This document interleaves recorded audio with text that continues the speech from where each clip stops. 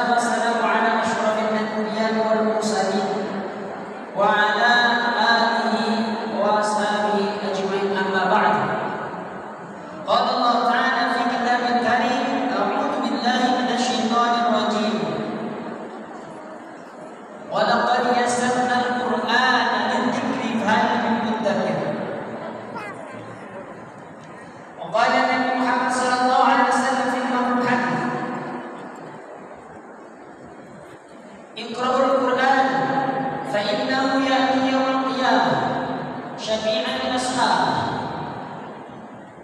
Wa qala aydan khairukum man ta'allama al-Qur'an wa 'allamahu, atau kama qala Rasulullah sallallahu alaihi wasallam. Ibu-ibu yang Allah Subhanahu wa taala,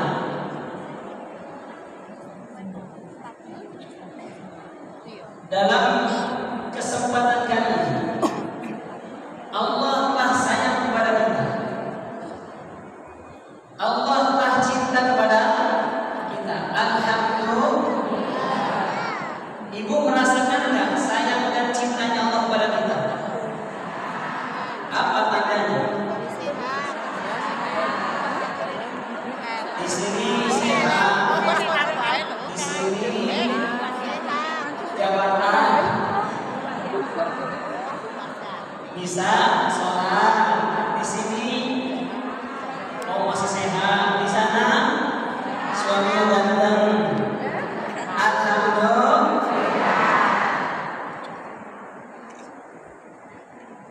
Ibu yang mau sama anak, saya tengok di sebelah kiri. Tahun kemarin ada bapak-bapak, ternyata cuma sendirian. Dikira paling ganteng sendiri, ternyata ada teman saya orang lagi, masih ada temannya. Alhamdulillah. Bapak Ibu, bapak jadi orang aja. Selebihnya ibu semua.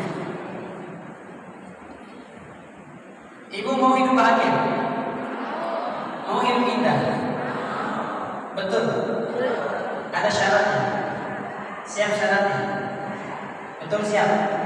Tenang aja, tidak sulit, tidak berat. Semua syaratnya mudah. Tapi istri, saya diamanati daripada penelitian untuk mengisi kali ini besok bertemu dengan ibu berjudul Indahnya Hidup Bersamaan.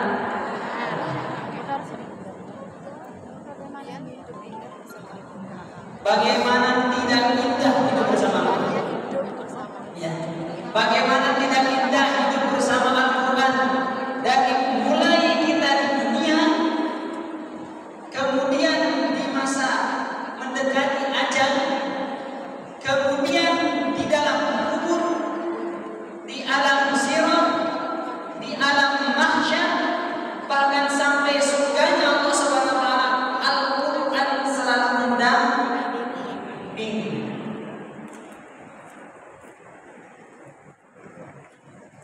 Kira-kira di sini ada berapa orang yang hafal Al-Quran? Yang habis Al-Quran. Hafiz Al-Quran. Kalau Ustaz tadi hidayah ketika ada katakan umroh. Amin. Alhamdulillah.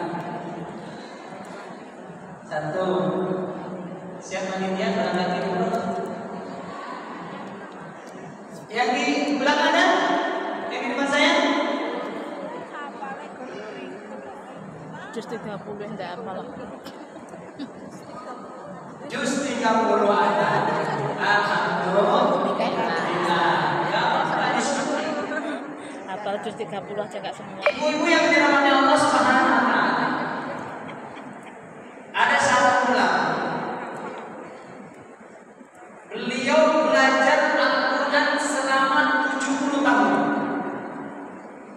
Beliau belajar berapa tahun? 70 tahun. Istiqomah belajar Al-Quran. Ditanya, wahai guru, wahai syekh, apa Anda gak bosan dengan belajar Al-Quran 70 tahun? Apa jawab beliau? Saya ini mendengar hadis Rasulullah. Mana bunyinya? Khairukum man ta'allama al-Quran wa 'allamahu. Barakum khairukum man ta'allama al-Quran wa 'allamahu. Mafhumnya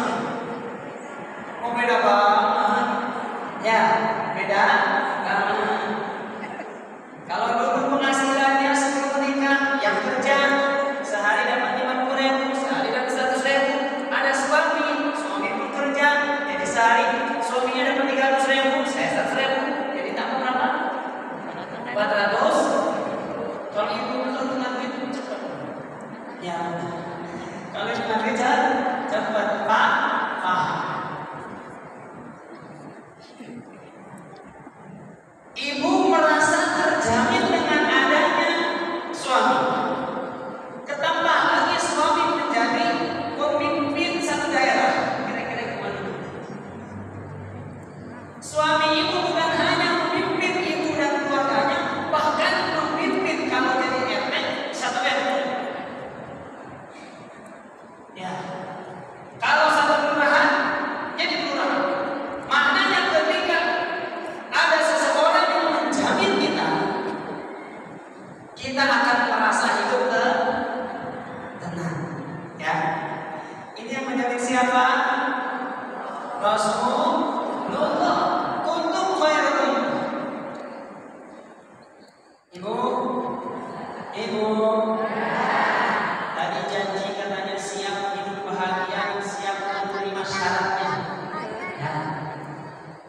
Orang yang hafal Quran, orang yang perhatian terhadap Al-Quran, orang yang peduli dengan Al-Quran. Ketika nazar syakaratul maut, ya, syakaratul yang namanya Al-Quran.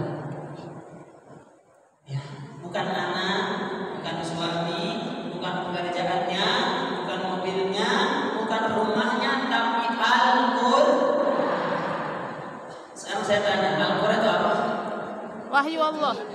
Firman yang dimulai dari surah Al-Fatihah diakhiri surah An-Nas. Berapa surat? 114. 114. Berapa juz? 30 juz. Sekarang semua tahu itulah Al-Quran. Sekarang maksud dan tujuan Al-Quran apa?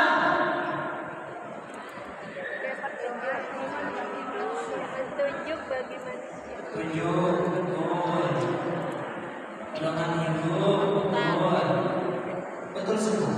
Kalau ibu itu gak ada yang salah. Walaupun naik motor setnya kanan, belakang gak ada yang salah. Tetap bisa petunjuknya.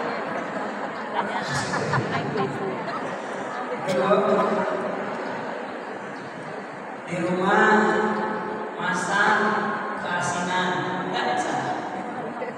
Karena Rasulullah mengajarkan kepada para lelaki kalau istrinya salah masak, makan jangan ngomong. Ini sebenarnya bagian bapak-bapak ya. Jadi ibu-ibu gak ada salah.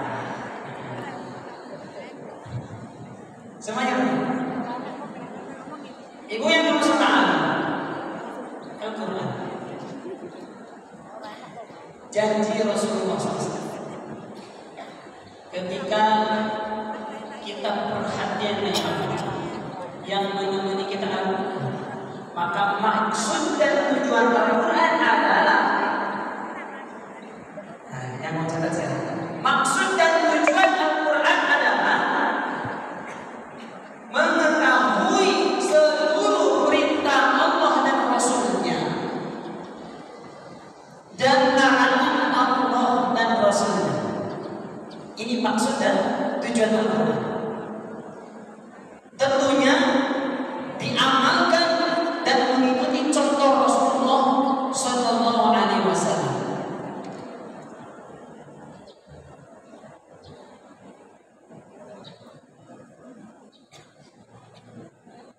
Ibu yang Allah SWT, itu maksud dan tujuannya. Pertama tadi arti Al-Quran, kemudian maksud dan tujuan Al-Quran. Ini ada perkara yang saya sampaikan. Kemudian yang ketiga, keuntungan Al-Quran. Keuntungan Al-Quran. Mesti ingat 4 perkara. Arti, kemudian maksud dan tujuan Al-Quran, kemudian keuntungan Al-Quran, dan keempat yaitu bagaimana cara mendapatkan Al-Quran, keuntungan Al-Quran. Apa keuntungannya? Jelas tadi disampaikan khairukum man ta'allama Al-Quran wa 'allama. Ketika kita belajar Al-Quran, mengajarkan Al-Quran, maka kita akan menjadi orang yang terbaik di hadapan Allah dan Rasulnya. Mana di sini ibu-ibu yang sudah mengajarkan Al-Quran di TPG? yang sekarang eksis mengajarkan Al-Quran TPK? 1, 2, 3, 4, 5, 6, 7, 8, 9. Adakah 10% dari 9 hadir? Belum ada. Semoga yang eksis mengajarkan Al-Quran di TPI Allah mudahkan segala urusannya. Yang di pondok pesantren Allah mudahkan urusannya. Yang ibu-ibu belum mengajarkan anak-anak TPI, mengajarkan anaknya semoga dimudahkan Allah. Mengajarkan cucunya dimudahkan Allah. Dan ibu semuanya menjadi ahlul Al-Quran. Amin ya Allah ya Rabbal. Ibu yang Allah SWT, itu hidupnya orang yang memperhatikan Al-Quran di dunia nampak. Tahadus bimbingan saya pribadi, Masya Allah, karena dulu belajar Al-Quran, sekarang bisa di hadapan ibu-ibu karena siapa? Karena Al-Quran. Cari jodoh tidak sulit, alhamdulillah.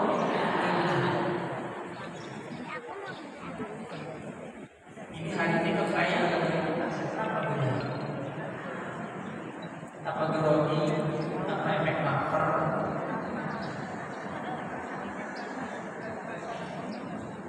Ibu yang dimuliakan Allah Subhanahu wa taala, setiap huruf Al-Quran yang kita baca itu nilainya berapa? 10 kebaikan. Itu sering kita dengar, tapi ngamalin kenapa sulit? Ibu, untuk istri jangan banyak-banyak baca Quran, cukup sehari 1 juz saja. Nah, ini sebenarnya syaratnya ini, cukup 1 hari 1 juz. Tahun kemarin saya tanya, ada yang sudah istiqomah 1 juz setiap hari?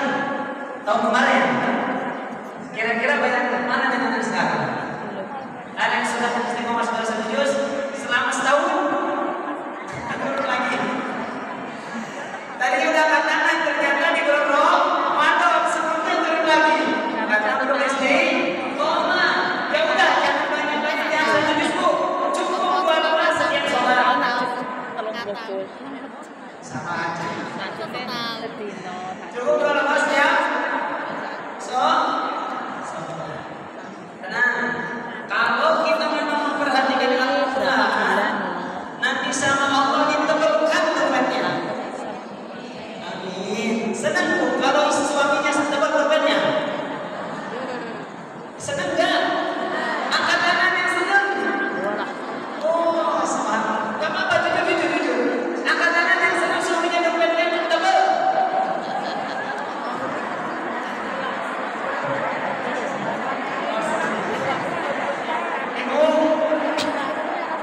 Istri saya yang bilang gak senang dompetnya tebal. Banyak temen yang seneng tak buku. Karena sekarang dompet tebal ini isinya kartu Indomaret, Alfamart, BPJS, apa lagi? KTP, ya akhirnya kita proyek. Cukup yang tinggi saja 1. Nah, baru istri saya senang kalau ATM-nya bisa sekarang terus saldonya. Kira-kira ibu senang? Senang? Jangan senang dulu. Saldonya 50.000 gimana lagi?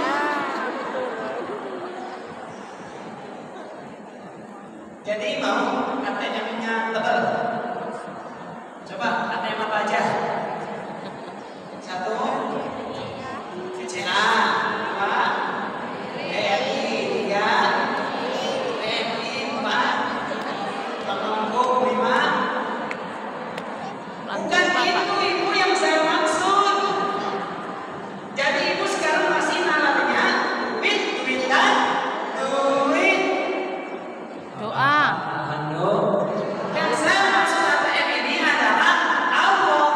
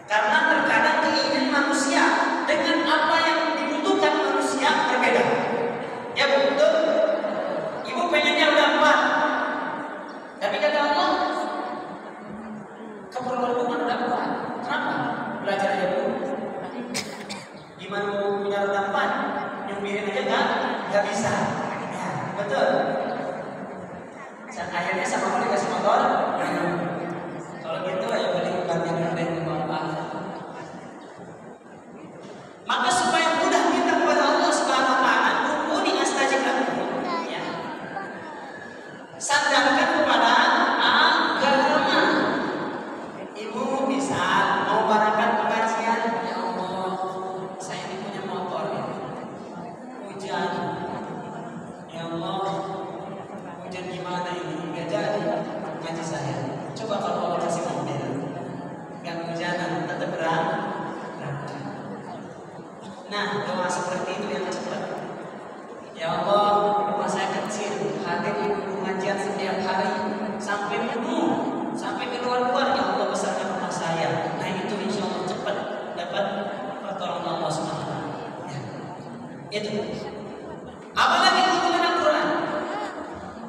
Kata Sayyidatuna Aisyah radhiyallahu anha, tingkatan surga itu sesuai banyaknya ayat Al-Quran yang kita baca di dunia. Berapa ibu baca Al-Quran satu kali khataman? Ada berbeda pendapat ulama. Berapa ribu? Kita tahunya 6.660. Nah, berbeda-beda. Yang ada 6.700, 6.000 sekian di belakang. Maka tingkatan surga itu bahkan dalam satu kabupaten lain bukan tingkatan satu ayat, satu huruf ibu, dua mu'alaf, masuk Islam bareng, sholatnya sama, ikhlasnya sama, zikirnya sama, puasanya sama, amalannya sama, sedekahnya sama, baca Al-Qurannya sama, yang satu mati, yang satu belum mati, pas mati kedua kali dia sempat membacakan bis. Apa? Bis. Berapa huruf? Satu, dua,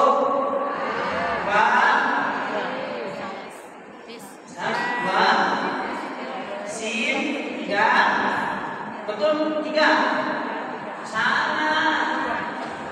Yang ibu baca itu bis itu di Al-Quran bukan tiga, empat, karena disebut bi-nya, bi, huruf jen, kemudian ismun, bi, ismun. Di sini alif wasol dihilangkan, jadi bis, mi, munnya diganti karena ada ba, kasrohkan. Jadi bis itu ada alif yang tidak dinampakkan, namanya alif wasol, maka hurufnya 4. Tadi satu huruf berapa pahalanya? 10 kebaikan dari Allah. Setahu kita kebaikan dari Allah itu Aku nggak tahu. apa? Apa bu? Kebaikan dari Allah apa? Aku punya ide. Duit, mobil, rumah. Bukan, terlalu kecil. Mengharapkan uang, mengharapkan mobil, mengharapkan jabatan. Satu huruf ada 10 kebaikan. 2 kebaikan maka dunia seluruh isinya tidak bisa mengalahkan beratnya 2 kebaikan. Wah, dalam satu huruf berapa? 10. Berarti maknanya satu huruf melebihi 10 kalimat dunia. 10 kalimat dunia milik ibu semuanya. Masya Allah. Ini orang yang membaca Al-Quran. Bagaimana kalau dihafaz Al-Quran? Baca terus. Barakalladzi biyadihil mulk wa huwa ala kulli syai'in qadir. Pak, enggak hafal? Ya, enggak hafal. Bismillahirrahmanirrahim. Huwallahu ahad, Allahus samad, lam yalid wa lam yulad wa lam yakul lahu kufuwan ahad. Udah berapa kali baca Al-Ikhlas barusan? Satu kali. Berapa pahalanya? Sepertiga Al-Quran. Gak capek ya? Sepertiga itu berapa juz? 10 juz. Baca lagi keduanya, baca lagi ketiganya. Maknanya ibu sudah menghatamkan 30 juz Al-Quran. Banyak sekali keuntungan seorang merdeka. Ada yang mengangkat dia mendapatkan umroh gratis, ada yang mengangkat dia mendapatkan haji gratis. Bahkan teman saya itu masya Allah pergi ke Sulawesi, yang imam Islam bulan Ramadan, hafiz Al-Quran, suaranya bagus, makhrajnya bagus, pulang selesai itu fitri. Nah, ini kunci rumah, ini kunci mobil, ini kunci motor buat Anda. Plus anak saya ada 3, silakan pilih. Subhanallah. Cuman teman saya alhamdulillah dia memang niatnya untuk imami selama Ramadan, kuat imannya, pulang pondok terus belajar. Masya Allah. Kalau di Jepang berapa? Guru kami berangkat ke Jepang. Sebagai imam, nih pulang-pulang itu berapa? Minimal di kantor 20 juta. Alhamdulillah. Kenapa saya sampaikan ini? Karena kita memang makom ini masih dunia ya, masih bisa menghibur kalau masalah duit. Tapi kalau masalah pahala masih bingung ya. Kayak gimana sih pahala dari Allah? Bu, pahala dari Allah kayak gimana? Jangan lupa baca Al-Quran. Pernah saya sampaikan, bahkan saya sampaikan kalau saya satu kali subhanallah, ketika Allah tampakkan pahalanya, kita bisa mati, bisa kita bersama. Saking gedenya pahala subhanallah, apalagi Al-Quran. Mau punya Al-Quran? Tuh, ngaji makanya. Belajar nggak popol. Tidak ada di antara kita yang mengatakan aku tidak jawab. Belajar ngaji tua. Tidak ada. Ya, Aku sudah tua, tidak. Anak kita, anak ibu-ibu masing-masing. Jangan mengatakan anak kita, anak ibu masing-masing ya. Jadikanlah hafal Al-Quran. Ibu sudah tak bisa, misalnya tidak ada lagi waktu untuk menghafal Al-Quran, apalagi sudah sepuh. Tidak ada alasan seperti itu. Jadikan anaknya sebagai hafal Al-Quran, cucunya sebagai hafal Al-Quran. Kita juga membaca Al-Quran belajar. apa huruf paham? Terakhir kita buku pesantren-pesantren yang menghafal Al-Quran, mulai dari TPI pesantren. Maka insya Allah sedikit hafalan yang kita bisa Aja langgar bendino. menghadap pada Allah. Kan bendino mulai ngaji. Karena kejadian dahulu tidak sempat berdekatan Al-Quran. Saya mengenal agama Ada waktu nganggur tiap sore dan tidak sholat. sempat Campur sama ngaji. tetapi ini Bisa bendino. harta saya, sebagian harta saya yang akan menjadi saksi bahwa saya mendukung orang-orang yang menghafal Al-Quran. Mananya apa? Mananya perhatikan ulama, perhatikan para hafiz Al-Quran dan seluruh komponen yang berhubungan dengan hafiz Al-Quran. Meja berhubungan Al-Quran, maka hormatilah meja. Jangan duduk di meja yang biasa digunakan Al-Quran.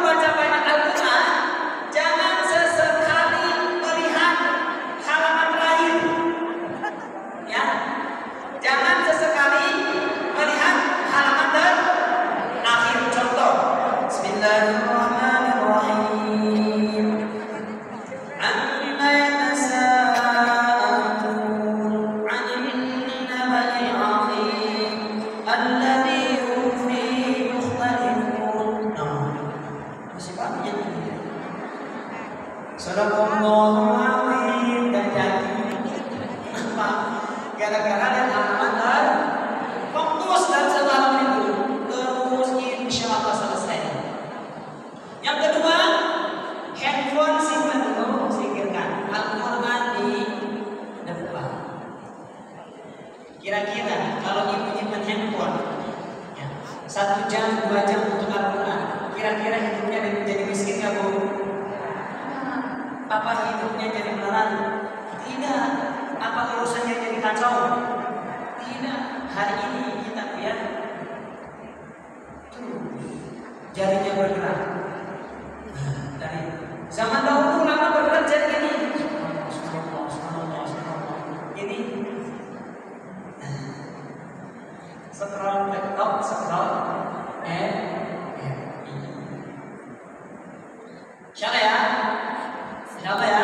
Enggak banyak-banyak. Setiap sebelum sholat, setelah sholat cukup 1 lembar aja.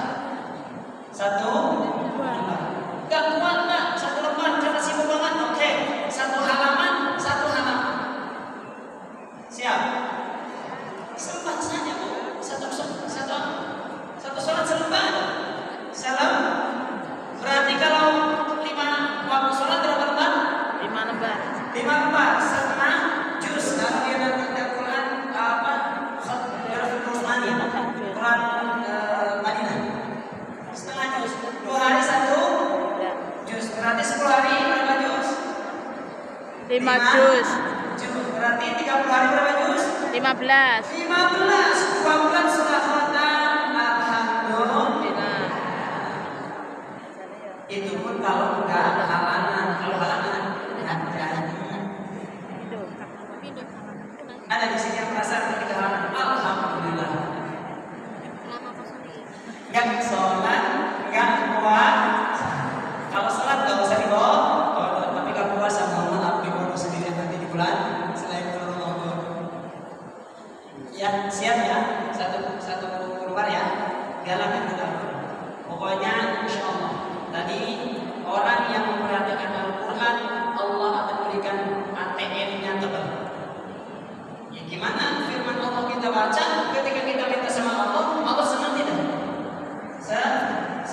Semoga Allah mudahkannya. Kita sholawat dulu deh, supaya Rasulullah SAW sayang kepada kita.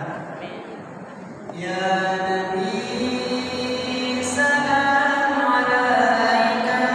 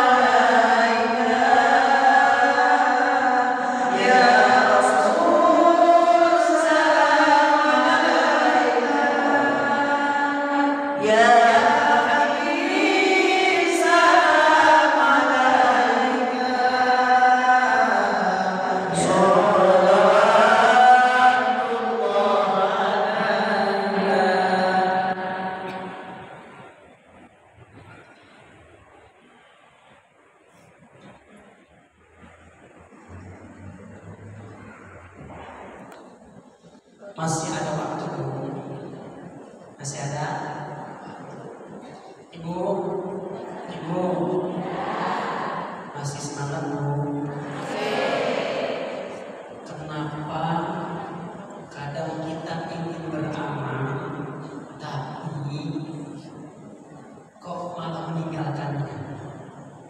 Apa sebabnya? Apa sebabnya? Karena dosa. Maka kita sama-sama banyak istighfar. Astagfirullahaladzim. Mungkin dosa sama suami, mungkin dosa sama anak, atau mungkin dosa sama orang tuanya masing-masing dahulu, sehingga anaknya jadi kurang baik. Nah, itulah titisan ibu waktu dulu kepada orang tua anak untuk itu. Maka kita banyak coba. Bu, hati-hati bu ya. Masya Allah, dengan orang tua, hati-hati dengan orang tua. Ada satu kisah yang masyhur, satu kisah yang masyhur. Ada namanya Jurej. Pernah dengar bu? Pernah? Kapan? Barusan. Sekarang. Kapan bu? Barusan. Jurej ini adalah seorang ahli ibadah, sholat terus, kerjanya sholat. Allahu Akbar. Satu rakaat, dua rakaat. Assalamualaikum, assalamualaikum. Allahu Akbar. Satu rakaat, dua rakaat. Assalamualaikum, assalamualaikum. Allahu Akbar. Terus saja. Satu hari ibunya datang, orang tuanya datang. Nah, tolong itu genteng ibu bocor. Ya, genteng ibu bocor. Begitu Jurej, assalamualaikum, assalamualaikum. Kayaknya ada yang mandi barusan. Tanggung sholat duhanya baru mengatakan Allahu Akbar. Nah, Jurej, tolong sebentar aja ibu, minta tolong benerin genteng. Itu banjir di rumah, musim hujan. Assalamualaikum, assalamualaikum. Allahu Akbar. Itu terus terdengar. Jurej, bisa minta tolong nggak sebentar? Bentar bu ya. Allahu Akbar. Maka ini satu pelajaran bagi kita semua sebagai ibunya. Di sini ibu-ibu semua ya. Ibunya kala Jurej yang nyambung doanya. Ya Allah, jangan matikan saya sebelum saya melihat kesengsaraan kepada Jurej. Apa doanya bu? Doamu buruk. Lihat tadi, jangan sesekali berdoa buruk untuk anak. Jangan juga untuk suami, jangan juga untuk orang lain. Intinya doa buruk itu tidak boleh, kecuali bagi orang yang berjualan di dalam masjid itu boleh, sunnah didoakan untuk bangkrut. Nyanyi, ada orang yang nyanyi di dalam masjid itu sunnah didoakan untuk hancur di diri. Ada dia jangan di masjid, sholawat lain lagi, baca Quran di masjid. Maka satu hari pulanglah ibunya dengan rasa kecewa, terlepas doa buruk tadi tidak terasa. Tapi namanya anak durhaka kepada orang tua, walaupun nilainya dia ibadah sunnah maksudnya, maka Allah terima doanya ibu. Apa yang terjadi? Di kampung itu ada satu orang yang benci dengan Jurej. Maka dia cari perempuan yang molek, yang cantik, yang bisa menggoda lelaki itu selalu berhasil. Nih, saya kasih uang kamu berapa? 3 juta. Untuk ngapain? Untuk menggoda Jurej. Kamu ajakin Jurej supaya kencan sama kamu buktikan dengan kehamilan. Kalau kau bisa nih uangnya dahuluan. Perempuan sudah dapat duit 3 juta masuk. Berangkat perempuan dengan pendeknya datang ke langgarnya Jurej. Jurej ini punya langgarnya sendiri, punya tempat ibadahnya sendiri. Tetap Mas Jurej, Kang Jurej, kalau orang Sundanya Anak Jurej,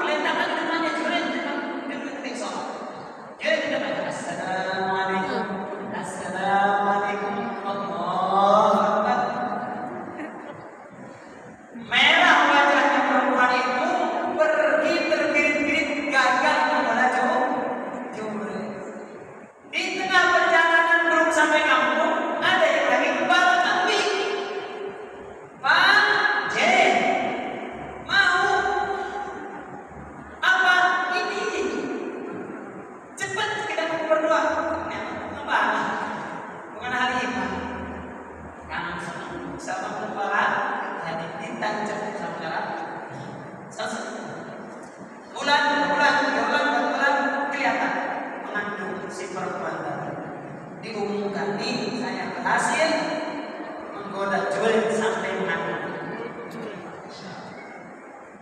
Akhirnya satu kampung datang ke tempatnya Julen, dihancurkan dia itu Julen.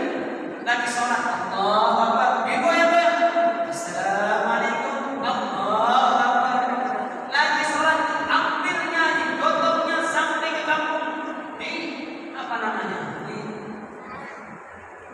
Diikat segala tempat sholatnya dihancurkan. Kami ini sok-sok ibadah aja, ternyata kamu mau juga tergoda kalau ada perempuan berduaan.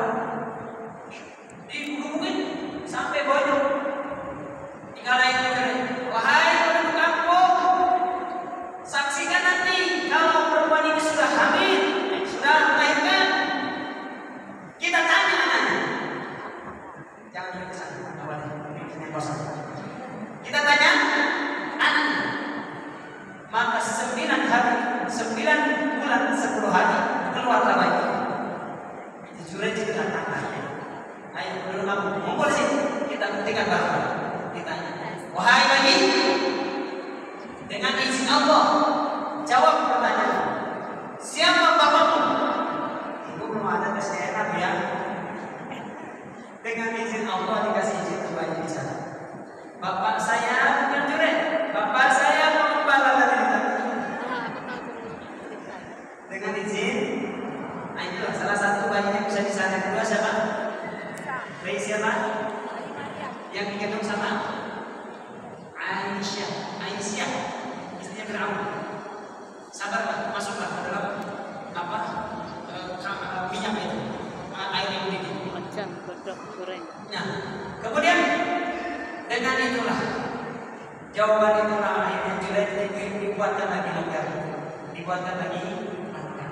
Mananya pelajaran apa yang bisa kita petik dari sini? Satu, sikap kita kepada orang tua sebagai anak.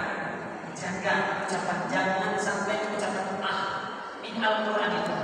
Yang kedua, sikap kita sebagai ibu kepada anak, jangan sesekali mengatakan bahwa anak ibu itu nakal, jangan. Anak itu ibu baik, anak ibu soleh, anak ibu pintar, anak ibu ganteng, anak ibu cerdas, anak ibu cantik. Jangan ada lagi bilang, Ustaz anak saya nakal.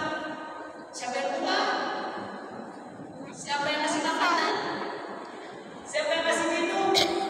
Ibu bapak yang memberikan minum kepada anaknya, harus itulah yang akan menjadikan sifat kepada anaknya. Apakah makanan sampai minumnya baik atau buruk, maka sifatnya akan baik atau buruk di dalam anak tersebut. Saya perhatikan